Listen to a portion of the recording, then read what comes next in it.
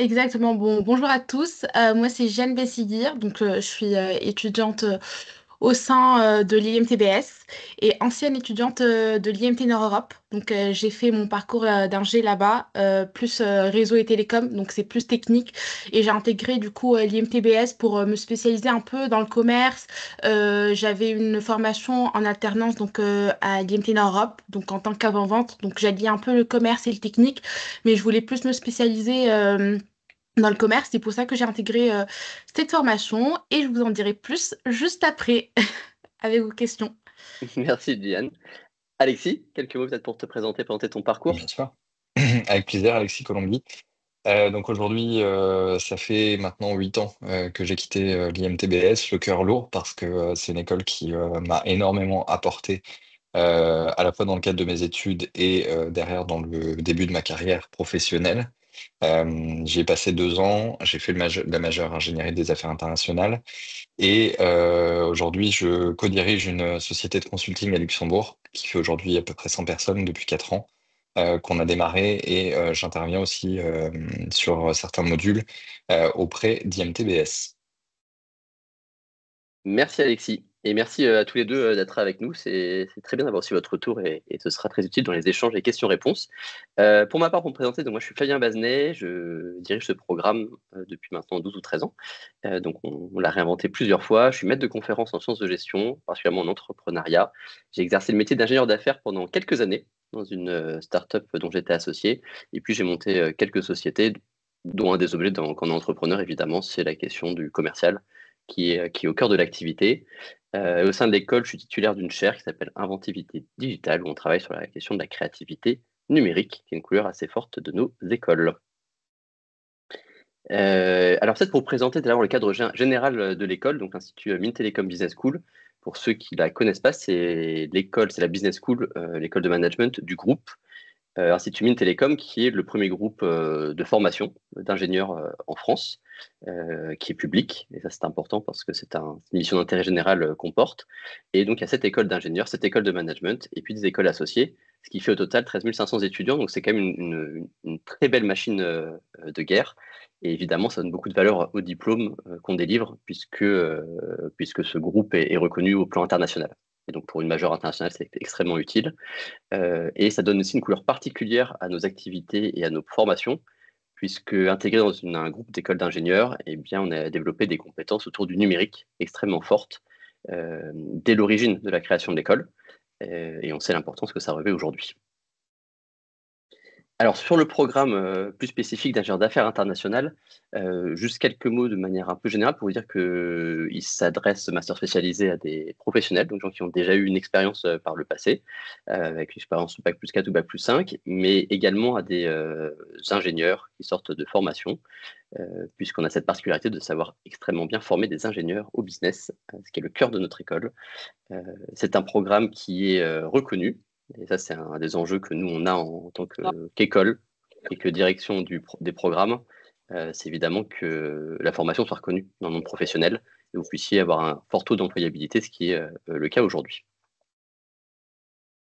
Alors dans les objectifs qu'on a du programme, là je vous ai mis un petit cycle de vente là, du programme, toutes les matières qu'il y a à apprendre. C'est un programme qui est assez complet et assez complexe. Et en fait, quand on s'est posé la question de créer ce programme, eh bien, on s'est posé assez simplement la question du métier d'ingénieur d'affaires. Et on s'est demandé toutes les étapes et tout ce qu'il fallait absolument maîtriser. Et donc, c'est un peu ce cycle-là que vous voyez. Donc, je vais rentrer un peu dans le détail du programme après. Mais voilà, ça, c'est un peu notre point de départ de discussion pour la création de ce programme. J'accélère, j'ai un peu vite, je suis désolé, parce que du coup, on va essayer de prendre un grand temps de questions-réponses. Donc après, voilà, si je suis incomplet, n'hésitez évidemment pas à noter vos questions. Alors sur les débouchés de cette formation, ils sont assez variés. On essaie vraiment de former des professionnels polyvalents dans un contexte à la fois international et un contexte aussi numérique. Et ça, c'est important. Aujourd'hui, le numérique, comme vous le savez, a bouleversé à peu près tous les secteurs. Et ça, c'est une vraie opportunité pour nos diplômés. C'est qu'ils peuvent aujourd'hui travailler dans n'importe quel secteur. Il y a 20 ans, l'école formait déjà au numérique et formait déjà sur les questions tech, mais beaucoup de gens ont travaillé dans des secteurs très spécifiques comme les télécoms, le numérique. Aujourd'hui, c'est plus du tout le cas.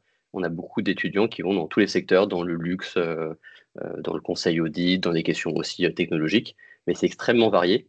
Et donc ça, c'est une vraie polyvalence de déboucher pour nos diplômés.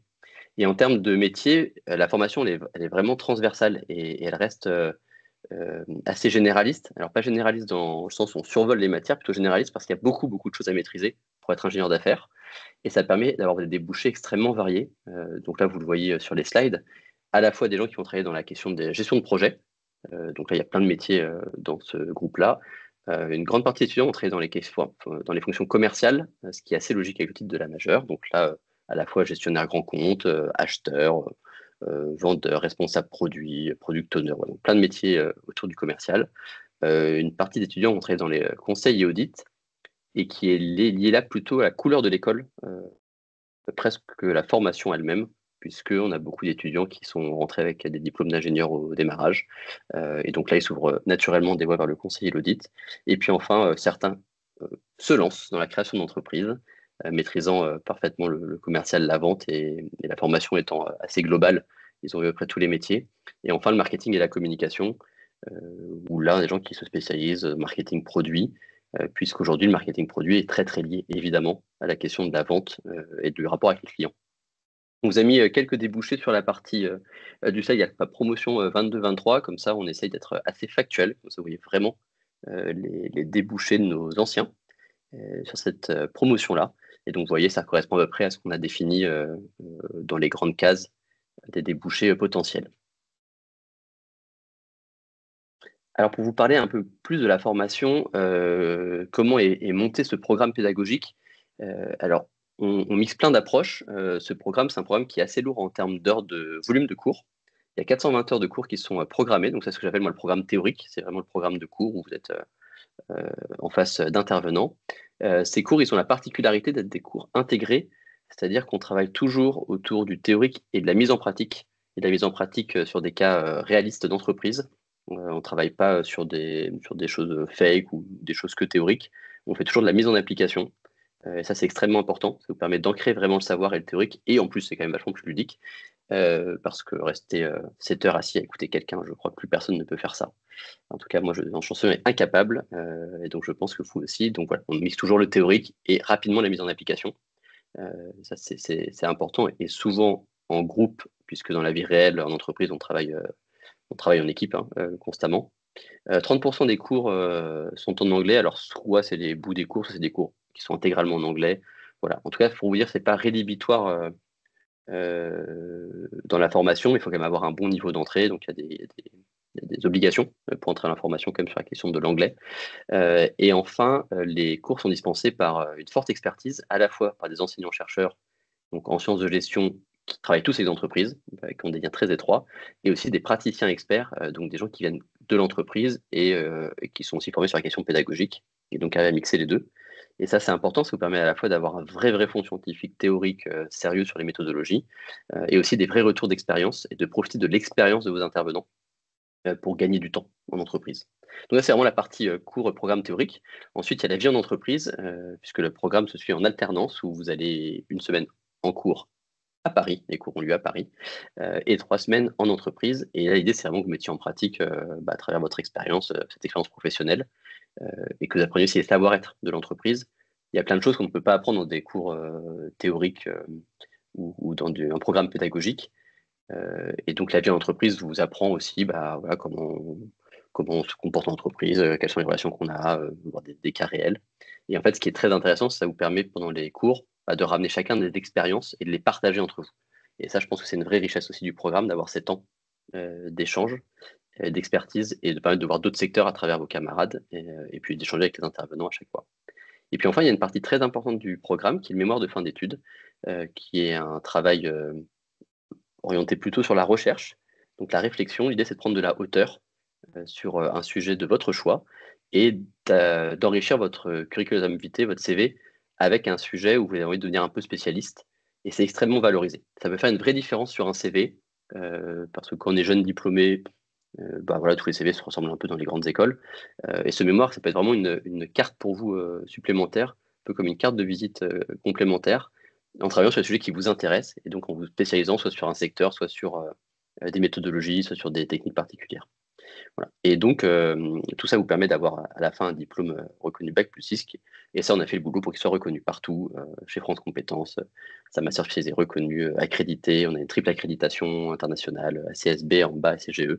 Voilà. Donc, en tout cas, nous, on fait un gros travail pour que le diplôme soit reconnu, autant sur le plan institutionnel que par les entreprises, et ce qui montre surtout le sérieux du programme et de l'école.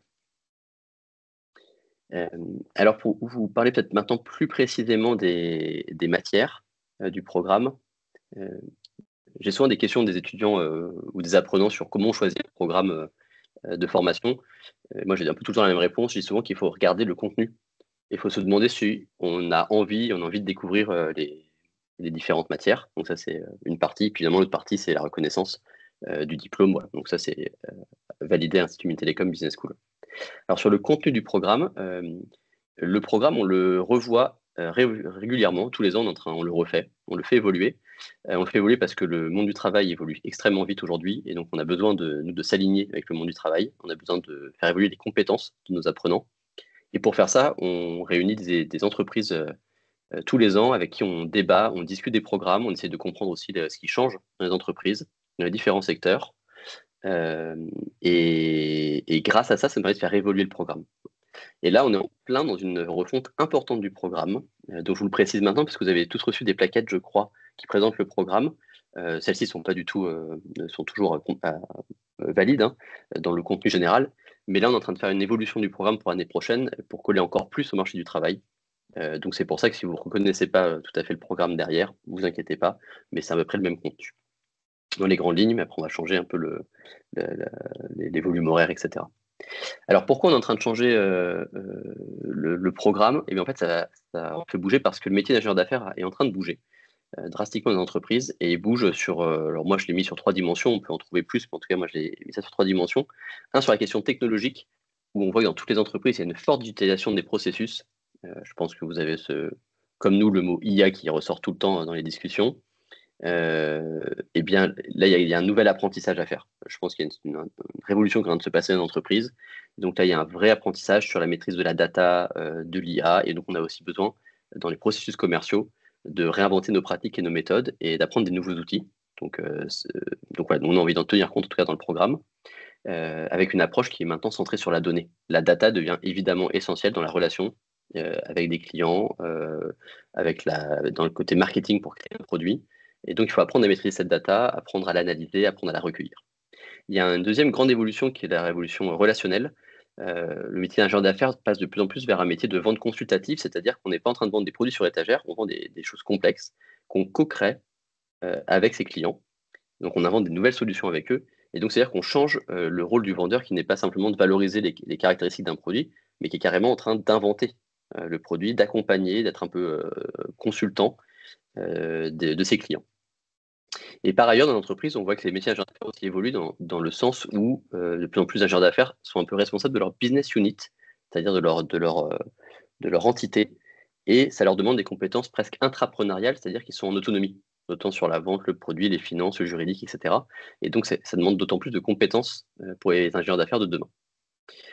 Voilà, et puis le dernier point qui sont les dimensions stratégiques. On voit que les cycles de vente s'allongent dans les projets complexes, voire même s'arrêtent presque jamais maintenant. On est carrément sur des ventes, si on parle des ventes de logiciels, de produits complexes, et ben, c'est des ventes qui se font sur plusieurs années et qui sont de manière itérative, en constante évolution, puisque les produits se réadaptent aux besoins.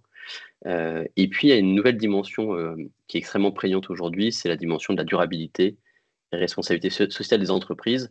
Il y a plein de lois qui sont en train de sortir pour imposer des réglementations d'entreprise. Et donc, il faut absolument que vous soyez à jour sur ces questions-là, sans être des spécialistes, mais au moins que vous les compreniez, que vous les intégriez dans votre logiciel de pensée pour proposer des choses à vos clients demain pertinentes. Donc voilà pourquoi toutes ces raisons-là ont poussé à faire une révolution du programme un peu cette année. Donc là, on fait un changement du programme pour coller au mieux à ça, au monde du travail.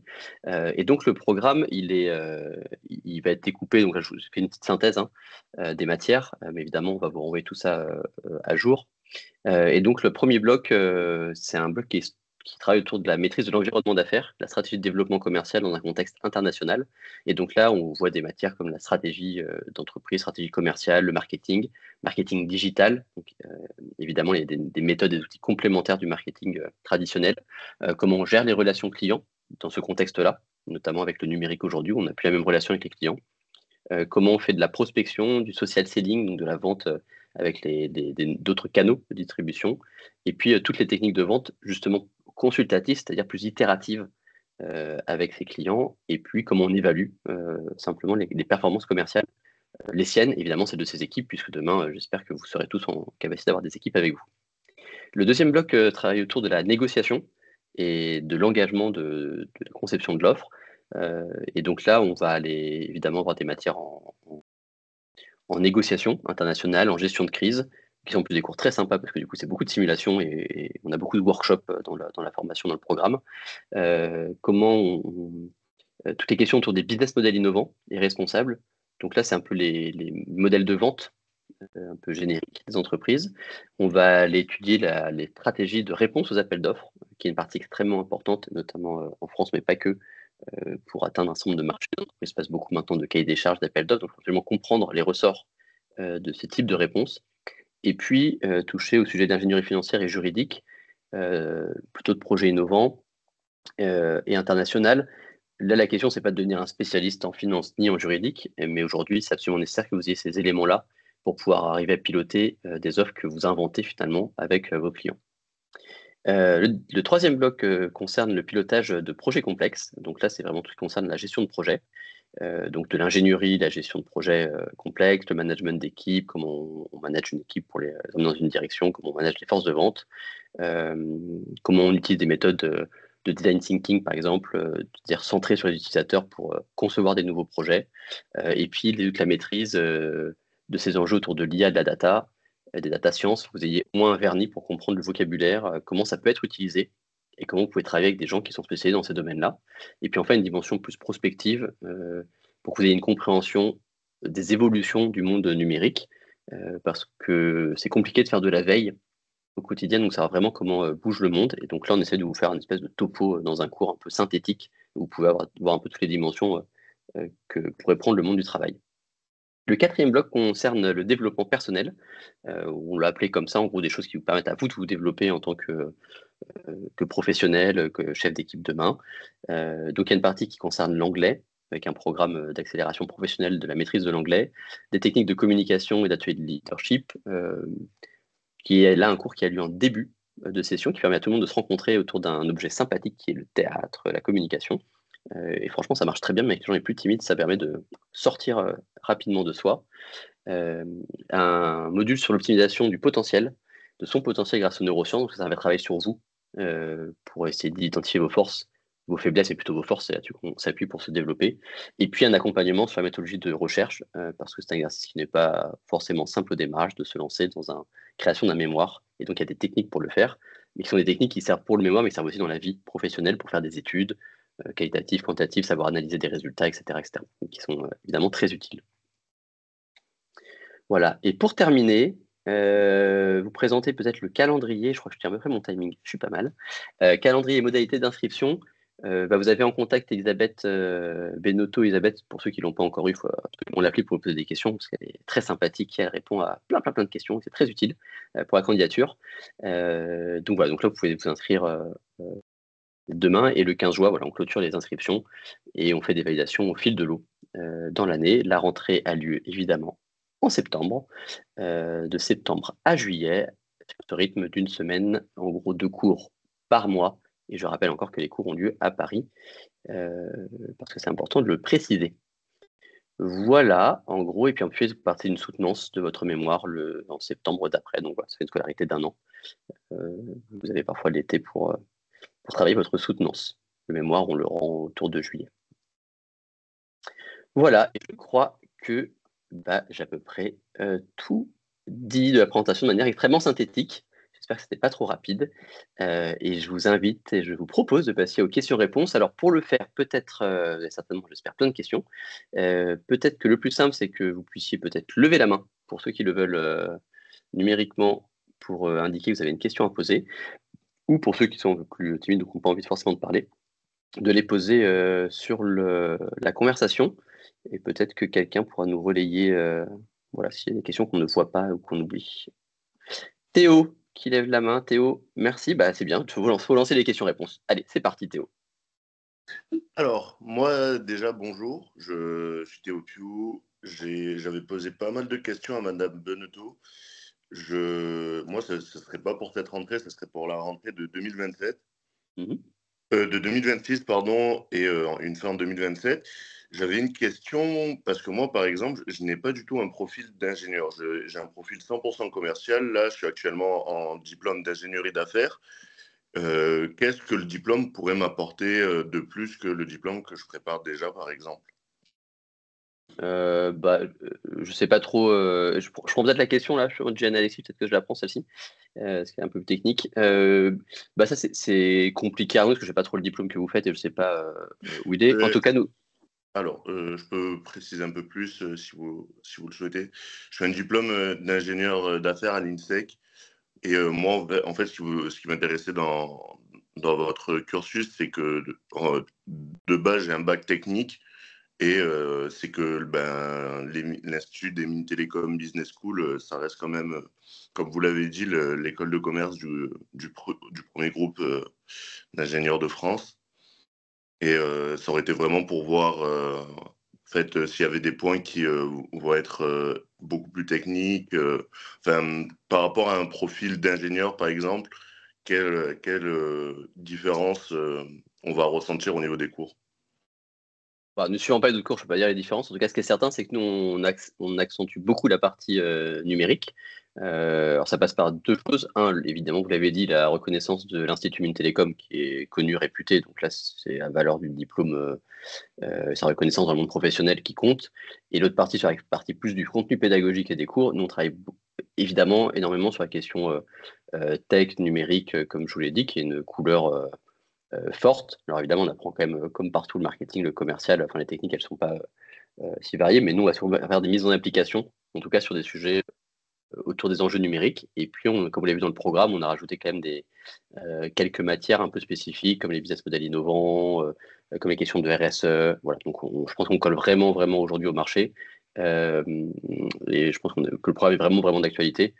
Donc, ça peut être complémentaire. Après, si vous avez déjà fait des cours de négociation, vous pourrez que enrichir vos méthodes avec les cours. Mais je ne suis pas certain que sur des cours comme ça, il y ait la différenciation, ça, c'est vraiment là. Voilà, ça elle se fait plutôt, je pense, sur la mise en application, sur les questions autour du numérique, cette dimension internationale qu'on pousse beaucoup, et puis évidemment de l'Institut Mines Télécom. Ok. Et j'avais une deuxième toute petite question par rapport aux admissions. Est-ce que vous priorisez les profils d'ingénieurs ou c'est vraiment les profils qui vous semblent le plus à même d'intégrer le programme, pardon? Non, on n'a fait pas de discrimination par rapport à d'où viennent les candidats. Ce qu'on regarde quand même majoritairement, c'est la cohérence dans le parcours. Dit autrement, on prend des gens pour qui on est vraiment utile. Nous, on connaît bien le programme, on connaît bien l'école. Et quand les candidats nous racontent d'où ils viennent et ce qu'ils veulent faire, ça nous permet, nous, de savoir si on peut leur être utile et si c'est un vrai plus dans leur carrière ou pas. Et donc, effectivement, parfois, quand des gens ont déjà des diplômes qui sont très en lien avec ce qu'on fait, déjà international, déjà numérique, je sais pas quoi, c'est sûr qu'il y a, parfois on se dit qu'il y a un peu moins de valeur de notre diplôme. Ce qui est certain, c'est que des ingénieurs qui n'ont pas du tout fait de business, c'est évident qu'on a une vraie, vraie valeur ajoutée directe sur leur profil, en leur ajoutant une corde à leur arc. Mais encore une fois, on ne fait pas de discrimination par rapport d'où viennent les candidats. Ok, très bien. Je vous remercie pour vos réponses. Et du coup, je vous enverrai ma candidature dès que les candidatures seront ouvertes pour l'année de 2026. Super. Cool, j'espère qu'on se recroisera. Ouais, je pense. Merci beaucoup. De rien. Est-ce que je prends du coup peut-être quelques questions qui sont sur le fil de conversation? Je vois Boris qui dit à savoir les mécanismes mis sur pied d'école pour la recherche d'alternance. Je sais pas, Alexis ou Gianne qui est peut-être passé par là, est-ce que vous voulez prendre la réponse? Ouais, moi je pense qu'il y a des écoles partenaires de l'IMT et que l'IMT, je pense qu'elle met en place des webinaires. Donc, tu pourras envoyer ton CV et les entreprises prendront contact avec toi. Après, si tu es en recherche active d'alternance, moi, je pourrais prendre ton CV et te coopter si jamais tu veux intégrer MC2I. Donc, je fais mon alternance au sein de MC2I en tant que business dev. Donc, ce sera avec plaisir si tu veux, pourquoi pas intégrer à l'entreprise. Euh, et c'est tout. C'est ce que j'ai à dire. Je sais pas si Flavien, tu veux Non, très rajouter. bien. Non, merci, Jeanne. Ouais, du coup, Jeanne dit un truc, c'est que, il y a le réseau des anciens qui cartonne et qui marche très, très bien. Donc, là, ça, Oui, c'est ça. très, très utile. Et Jeanne, du coup, qui sera diplômée, elle vous propose déjà d'étudier vos CV, donc c'est déjà très sympa. Et puis, Alexis aussi, je pense qu'il est très preneur d'embaucher des gens. Du coup, il y a le réseau des anciens, donc ça fonctionne bien. Et là, on sait comment toucher les anciens. Il y a un deuxième volet qui fait qu'on a des entreprises partenaires de l'école ou des écoles du groupe Mm. avec qui on passe déjà des accords et qui, eux, viennent aussi nous voir pour recruter. Donc, on a beaucoup d'entreprises partenaires qui viennent recruter au sein des formations. Et donc, on a beaucoup d'offres. Et puis, on a un service, un Career Center, où il y a des qui est assez gros avec des gens qui font que de l'accompagnement de nos étudiants pour les recherches de stage ou d'alternance, qui font le suivi. Et donc, on a tout un système de plateforme en ligne avec plein d'offres qui sont fléchées sur nos étudiants. Euh, voilà, et du coup, qui font aussi un accompagnement. Si vous ne trouvez pas tout de suite, eh bien, vous avez des chances. Mais après, voilà, donc ça c'est un mécanisme qui est fait et qui est très bien. Moi, je vais vous donner mon retour de directeur de programme. Pour ceux qui veulent faire de l'ingénierie d'affaires, si vous n'arrivez pas à vous démerder tout seul dans un métier qui est autant en tension pour trouver une alternance, ça démarre pas très bien. Mais ça, après, c'est juste mon avis très personnel, directeur de programme. Donc, moi, après, de toute façon, je m'occupe pas sauf quand il y a besoin de vous accompagner, il y a un service pour ça. Mais je pense que vraiment, vu la tension sur le marché de ce type de métier, la reconnaissance de l'école, en vrai, l'alternance, elle est relativement facile à trouver. Après, elle peut être compliquée si vous cherchez dans un secteur très particulier, un poste très particulier. Et là, effectivement, c'est bien de se faire accompagner parce que parfois, il y a très très peu de postes. Et donc, si on peut coopter, si les anciens peuvent aider, etc., c'est très utile. Mais en vrai, trouver une alternance avec voilà, l'étiquette Institut Mines Télécom Business School et une majeure de ce type-là, en vrai, ça se trouve quand même assez facilement. Est-ce que c'est clair pour la réponse? Boris nous dira si ça va. Il y a quelqu'un qui a allumé un micro, donc on s'entend par résonance. Bonjour, je suis Yark. Je prends la réponse de Koudia. Bonjour, je suis jeune diplômé MTBS de la majeure ingénierie des systèmes d'information. Pensez-vous que ce semestre pourrait m'apporter une valeur ajoutée?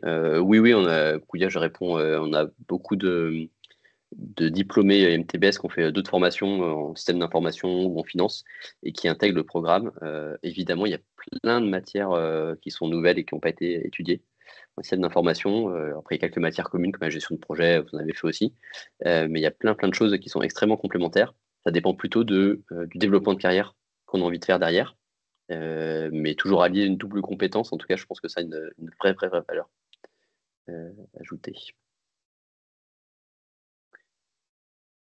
Est-ce qu'il y a d'autres questions à poser? Je vois pas de main se lever. Si j'en oublie, il faut me le dire. Peut-être qu'il y a une question, peut-être Alexis, faire un petit retour un peu peut-être sur ton parcours, et puis ce qu'a apporté Bien toi sûr. la formation et comment ça permet de te développer derrière. Bien sûr. Alors, la formation, comme le disait très justement Flavien, l'école de manière générale a vraiment un axe numérique, c'est-à-dire que sur le campus, vous avez une vraie richesse dans le sens où les étudiants ingénieurs sont présents ainsi que les étudiants qu'on appelle du coup managers qui font partie de l'école de management. Donc ça, c'est vraiment une richesse parce qu'en fait, il y a pas mal de choses où vous êtes amené à être mixé dans la vie associative ou autre de l'école et qui font que derrière, ça donne une coloration en fait à l'école et aux majeurs et aux matières derrière qui sont enseignées. Donc vous, dans le cadre de l'alternance, vous allez peut-être peu le ressentir. Néanmoins, derrière, c'est ce qui fait en fait tout l'ADN de l'école et c'est ce qui fait pour moi sa plus grosse richesse. Euh, Moi, ce que l'école m'a apporté, elle m'a apporté beaucoup de choses. Déjà, c'était une école qui était pleinement en accord avec mes valeurs, c'est-à-dire des gens en fait simples et sains. C'est-à-dire que moi, je voulais pas me retrouver dans une école de commerce un peu fils à papa où on dit ouais, alors mon père là, le week-end dernier, il a acheté la dernière Ferrari ou machin.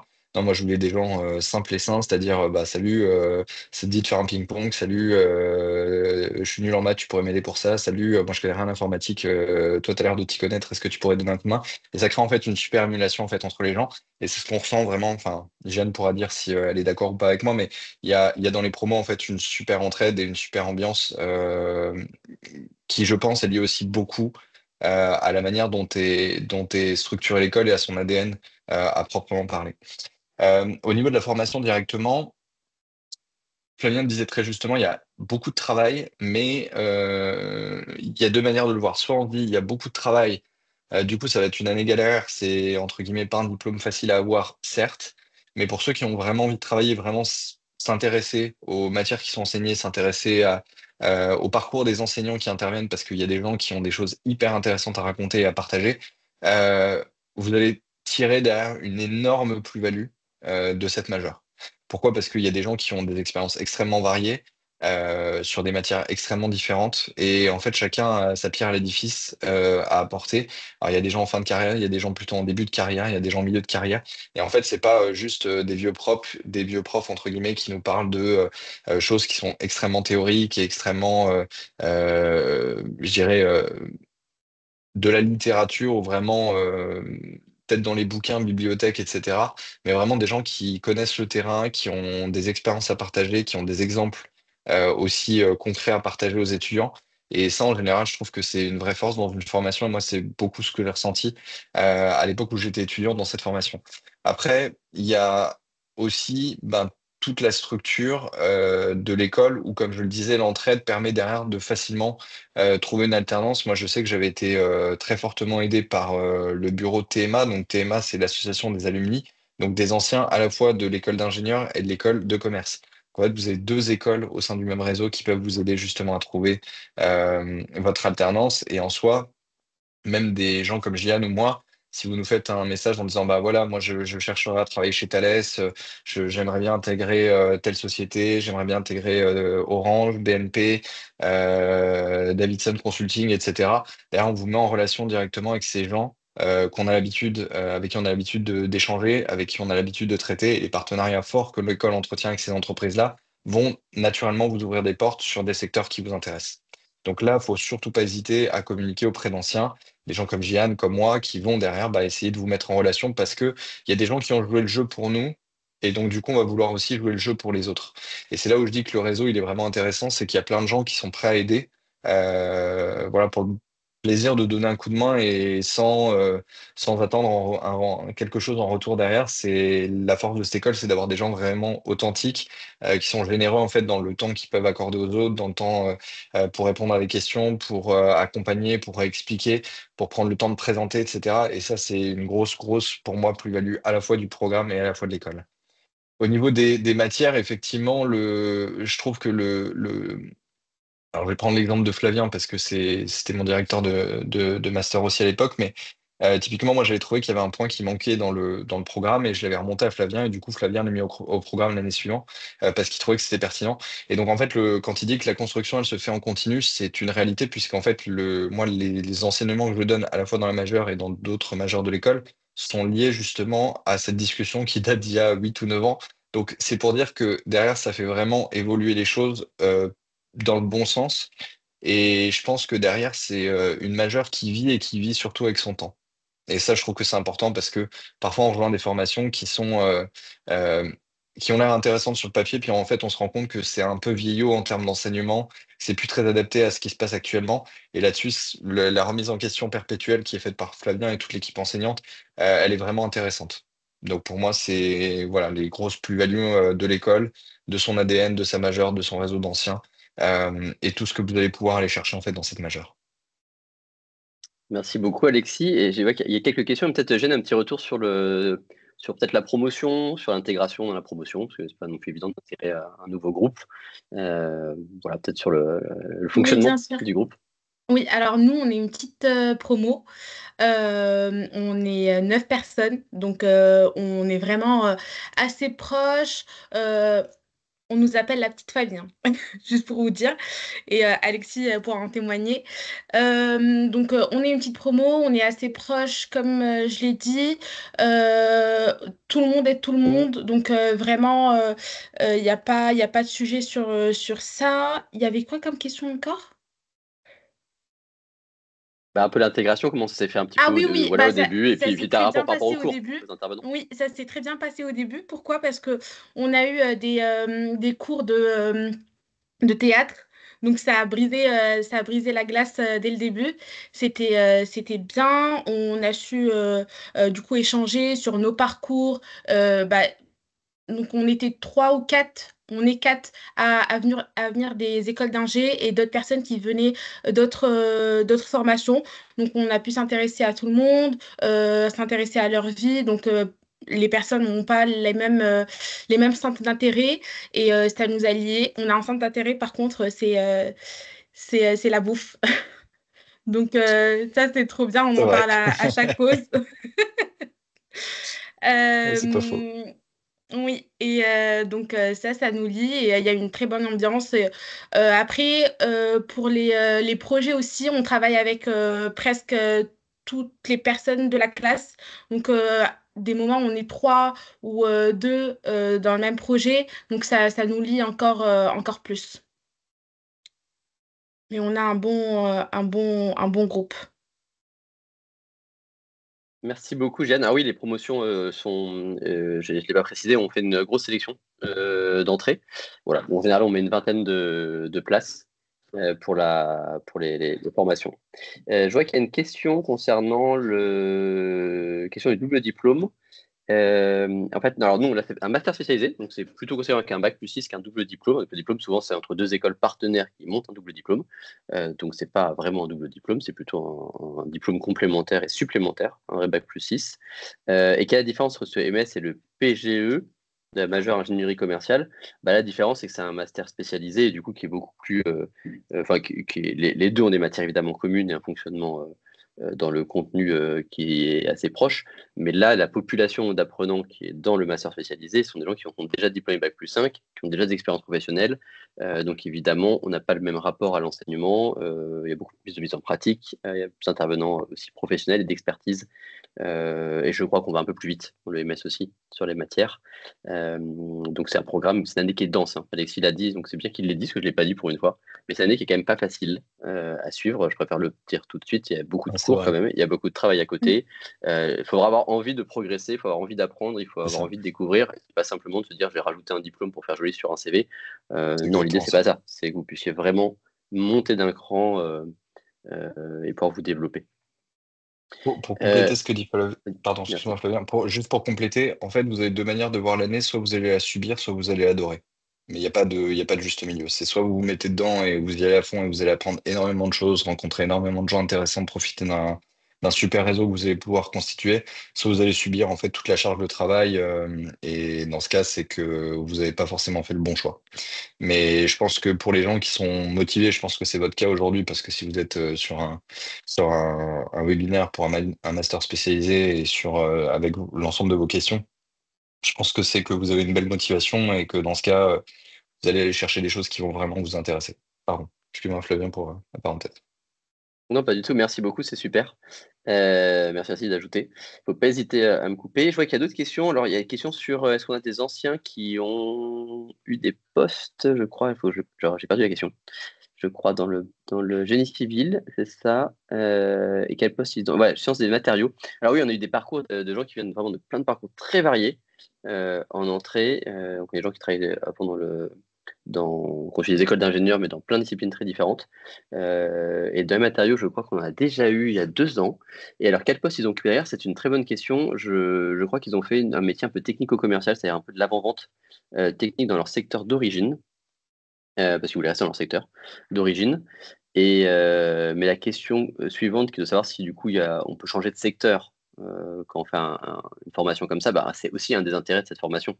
C'est-à-dire que d'avoir le diplôme Institut Mines Télécom Business School, de faire une formation d'ingénierie d'affaires, vous ouvre des portes, évidemment, vers d'autres secteurs et de nouveaux métiers surtout. Donc, a priori, il n'y a pas de difficulté spécifique, au contraire. à changer de secteur et à trouver une alternance dans un autre domaine. Je crois que c'est Boris qui posait ça comme question. Enfin, j'ai initié ça. Donc au contraire, non, au contraire, je pense que c'est justement un des atouts d'un master spécialisé. Et de vraiment une corde à votre arc supplémentaire pour changer de secteur, euh, bouger de type de métier. Et c'est une très bonne occasion de le faire. Surtout en début de carrière, c'est d'autant plus simple et facile de le faire. Alors j'essaie de lire les questions en même temps. Merci pour vos présentations. Donc ça, c'est Wally qui nous écrit: pour ma part, étant chargé d'études dans le domaine du ferroviaire, ayant déjà piloté des petits projets, maîtrise d'œuvre, interface, réunion technique et une expérience en freelance pour consolider le côté entrepreneuriat de mon profil, qu'est-ce que ce MS peut m'apporter pour conseiller mon expérience avec la partie commerciale? Encore une fois, c'est toujours des questions qui sont compliquées parce que je ne sais pas vraiment d'où vous venez, votre niveau de compétence et tout. En tout cas, ce qui est certain, c'est que de reprendre une formation de master spécialisé, d'ailleurs, je pense qu'il faut prendre des formations régulièrement dans sa vie professionnelle. Je pense que ça permet soit de consolider ses bases théoriques, de clarifier sa pensée, ses méthodologies, de se mettre à jour dans ses méthodologies. Et ça permet aussi, même s'il y a des choses qu'on sait déjà faire un peu intuitivement, ça permet de se rassurer, mettre parfois des mots, des méthodes dessus, des façons de faire. Donc ça, je pense que d'une part, ça consolide vraiment le profil et ça consolide l'expertise professionnelle. Il peut rationaliser grâce à un programme qui est monté, qui a été pensé pour ça. Par ailleurs, on apprend évidemment avec les intervenants, puis l'effet de promotion, ça vous crée des nouvelles compétences, découvrir de nouveaux secteurs et vous apprenez toujours des nouvelles méthodes. Enfin, c'est impossible de ne pas apprendre. Je pense que je suis quelques cours tous les ans là pour voir un peu comment ça évolue dans le master spécialisé. J'apprends chaque fois des nouvelles choses et vous avez vraiment des intervenants qui sont choisis pour leur expertise et qui sont vraiment très bons. Donc vous ne pouvez pas ne rien apprendre, ça c'est impossible. Il n'y a aucune matière, même si vous êtes spécialiste de négociation, vous ne pouvez pas ne pas apprendre dans ces cours. Et puis, il y a la dernière facette qui est finalement d'avoir accès à un nouveau réseau professionnel, à la fois dans l'effet de promotion, là, Jeanne l'a dit, hein, il y a un effet de promotion qui est très très fort. Donc, des gens avec qui vous restez en lien toute votre vie, ça c'est très efficace. Et puis vous accédez à tout ce réseau d'anciens Institut Mines Télécom, qui est quand même une puissance assez phénoménale. Et puis la couleur du diplôme, c'est plus pour une reconnaissance extérieure. Si vous n'êtes pas entrepreneur et que vous cherchez du boulot, c'est quand même une belle marque qui assure que vous avez un bon niveau d'expertise. Il y avait une question que j'ai vue sur le fait d'avoir des difficultés à trouver une alternance. Comme Flavien l'a dit tout à l'heure, en fait, vous avez alors à la fois un secteur d'activité qui est extrêmement axé sur le fait de recruter des ingénieurs d'affaires. Donc, du coup, vous avez, comme Flavien le disait, un secteur qui est tendu. Et la deuxième chose, c'est qu'en fait, finalement, peu importe d'où vous venez, le fait de vouloir apprendre et d'être en alternance, c'est justement la bonne année pour être bien accompagné, pour être formé. Justement, et pouvoir développer vos compétences. Donc, en soi, peu importe d'où vous venez, euh, je pense que vous aurez tout ce qu'il faut, en fait, que ce soit d'un point de vue de l'entreprise, qui a un certain nombre de prérequis que demande l'école, et à la fois d'un point de vue des cours qui sont enseignés, vous avez tout le matériel, en fait, pédagogique derrière et même pratique pour vous exercer, pour pouvoir apprendre justement ce métier dans les meilleures conditions.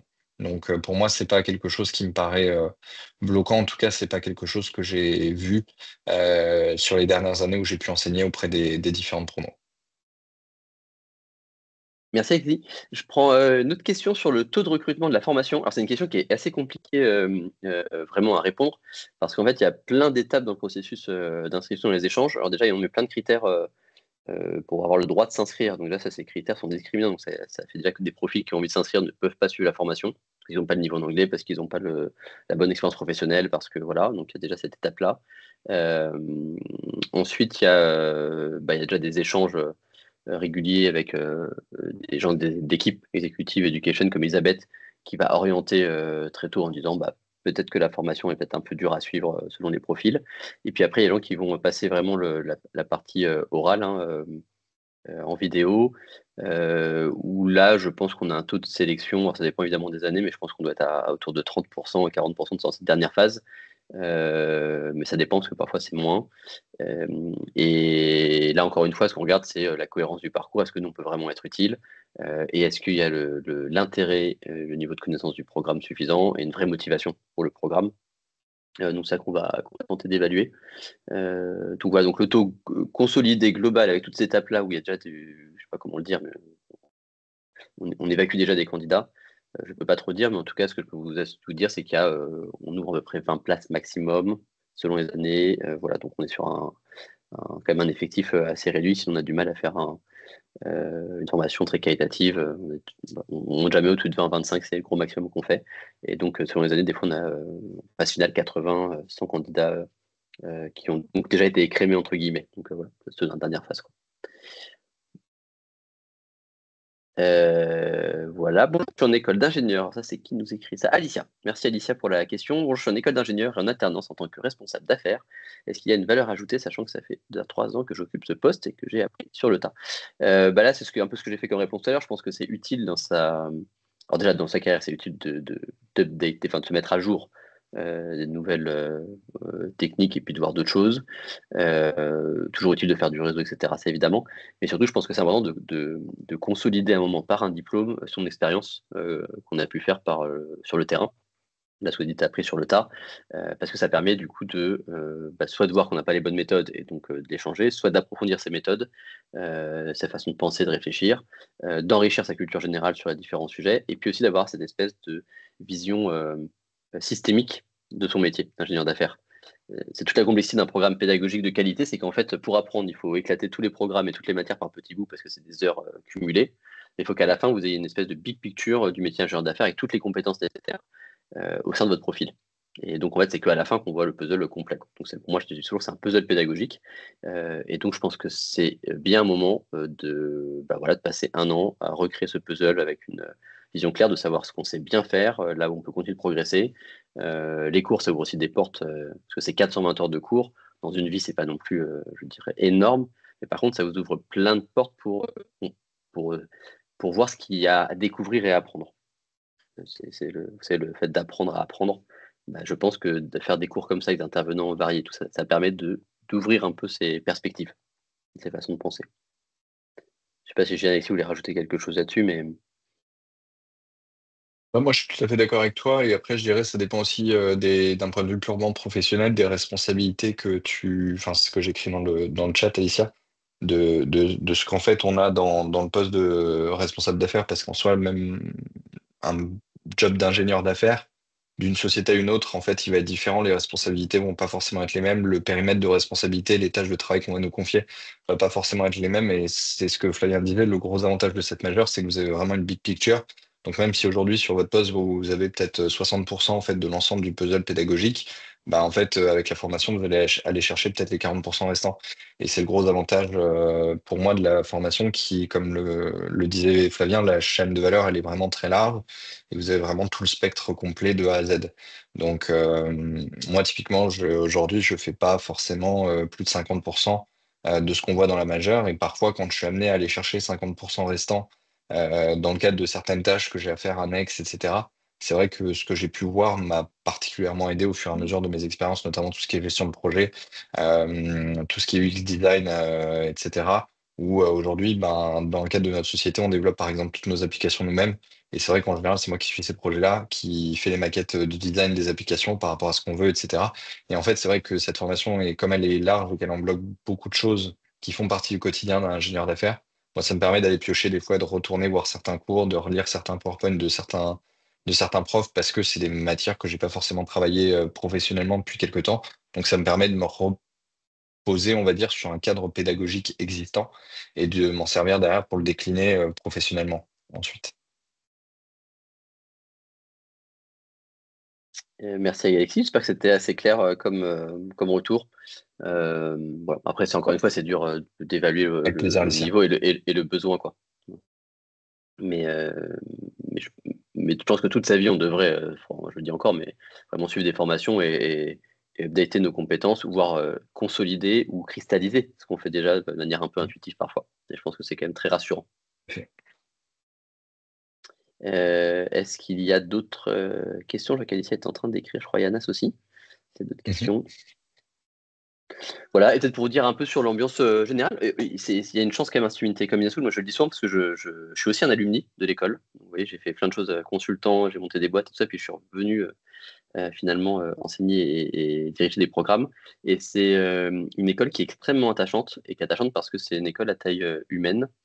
Euh, Vous savez qu'il y a une course maintenant aux écoles à grossir, grossir, grossir, grossir et avoir de plus en plus d'étudiants, ce qui n'est absolument pas le cas dans une école publique. Et c'est important de le rappeler, d'intérêt général, qui dépend du ministère de Bercy. Donc ça nous oblige à un niveau d'excellence, mais ça nous permet aussi de ne pas être dans cette course constante et donc de prendre soin de nos étudiants. Et c'est une des écoles où il y a le plus grand nombre de corps professoral par étudiant. Et il y a des équipes qui vous accompagnent à peu près dans tous les sujets. Et ça, c'est quand même extrêmement agréable, c'est qu'on prend vraiment soin des étudiants. S'il y a le moindre question, problème de vie personnelle, professionnelle, etc., il y a un vrai accompagnement qui se fait. Il y a une vraie relation avec l'école. Et je crois que c'est assez agréable pendant sa scolarité. En tout cas, moi, quand j'étais étudiant, j'ai beaucoup apprécié ça. Je remercie encore les équipes et les profs qui intervenaient à l'époque.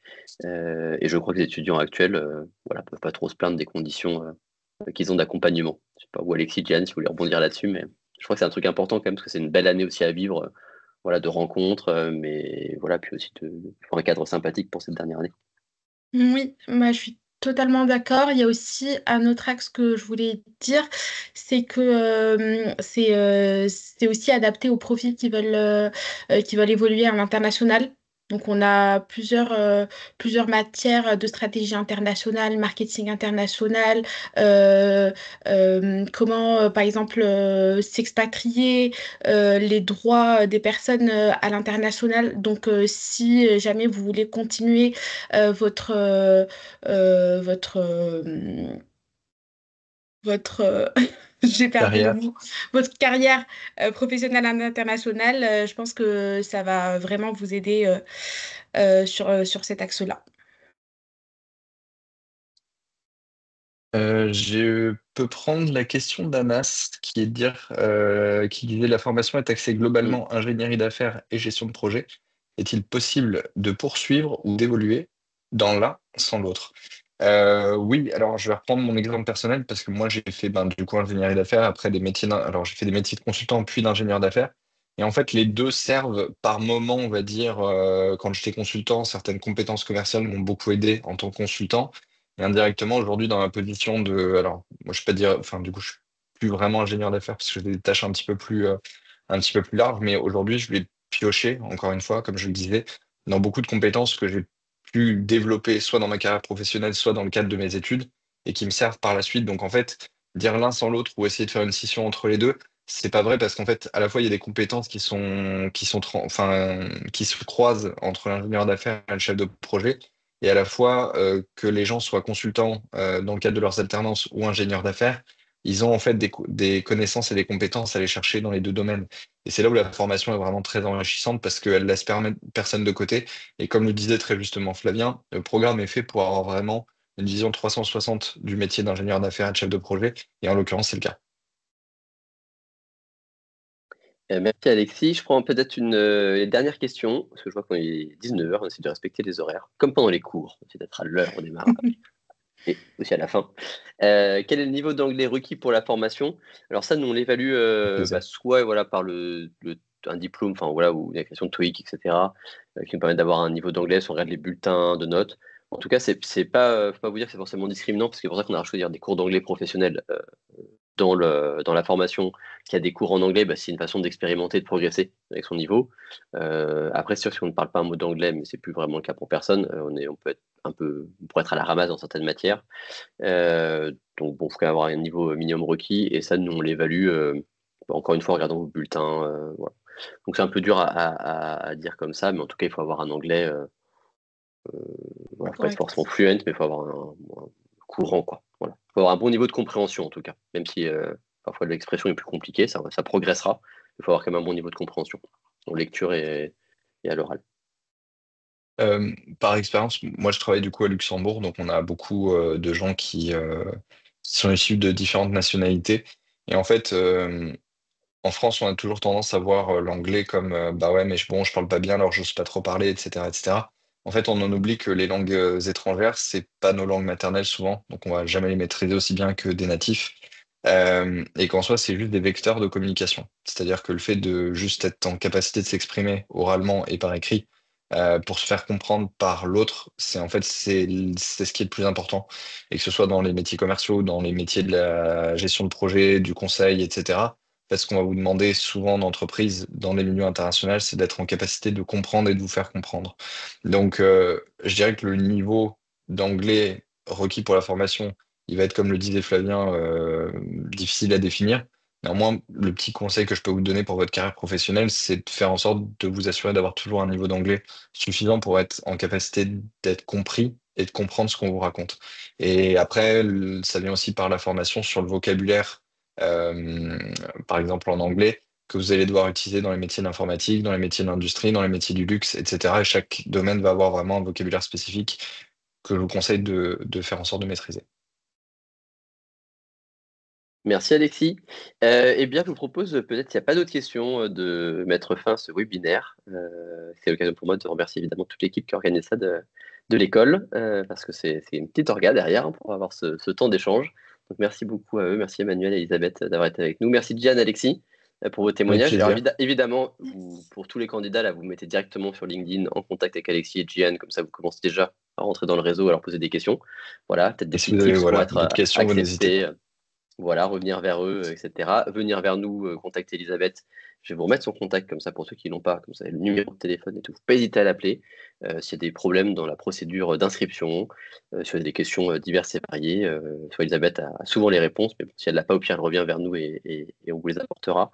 Et puis si vous voulez continuer des échanges, bah, vous pouvez demander aussi à Elisabeth mon contact par ailleurs ou me contacter sur LinkedIn pour qu'on puisse continuer à échanger. Voilà, et merci beaucoup d'avoir passé cette heure avec nous. C'est toujours un plaisir et une joie, voilà, de rencontrer des nouveaux candidats. Merci à tous.